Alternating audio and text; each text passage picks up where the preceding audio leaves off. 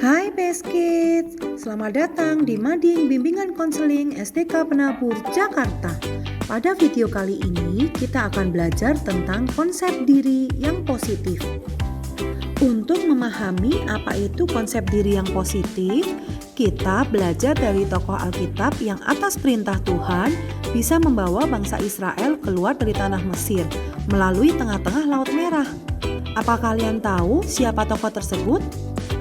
Ya, betul sekali. Tokoh tersebut adalah Musa. Musa adalah orang yang rendah diri atau mempunyai konsep diri yang negatif. Pada awalnya, Musa selalu merasa dirinya tidak mampu saat diperintahkan Tuhan. Dari kitab Keluaran 3 ayat 11 dan kitab Keluaran 4 ayat 10 berikut, kita bisa melihat bagaimana cara pandang Musa terhadap kemampuannya. Yuk kita baca bersama.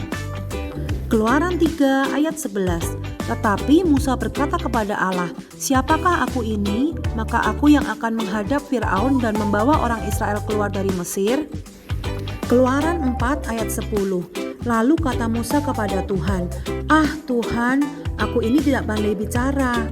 Dahulu pun tidak, dan sekarang Engkau berfirman kepada hamba-Mu pun tidak, sebab aku berat mulut dan berat lidah."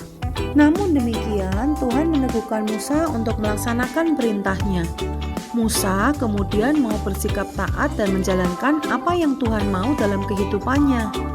Kita dapat melihat Musa mampu membuat beberapa mukjizat di depan Firaun maupun bangsa Israel saat memimpin mereka menuju tanah yang dijanjikan Tuhan. Apakah kalian ingat apa saja mukjizat itu? Ya, betul. Musa mengubah tongkatnya menjadi ular, menimpakan beberapa tulah kepada bangsa Mesir, dan membawa umat Israel menuju tanah yang dijanjikan Tuhan. Nah, anak-anak, dari Musa tadi kita bisa belajar bahwa dalam diri kita sebenarnya Tuhan sudah memberikan banyak talenta dan bakat bagi kita. Namun, kita sering kurang percaya diri. Yuk kita sama-sama belajar apa sih itu konsep diri. Berdasarkan website Kementerian Pendidikan dan Kebudayaan RI, konsep diri diartikan secara umum sebagai keyakinan, pandangan, atau penilaian seseorang, perasaan dan pemikiran seseorang terhadap dirinya yang meliputi kemampuan, karakter, maupun sikap yang dimiliki seseorang. Konsep diri terus terbentuk dari masa anak-anak sampai yang paling intens di masa remaja. Konsep diri kita tentu harus positif. Dengan begitu, kita akan memberikan dampak baik kepada lingkungan kita.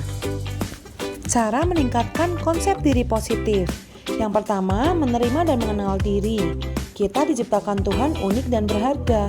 Kita memiliki kemampuan, bakat, dan sifat yang berbeda-beda satu dengan yang lain.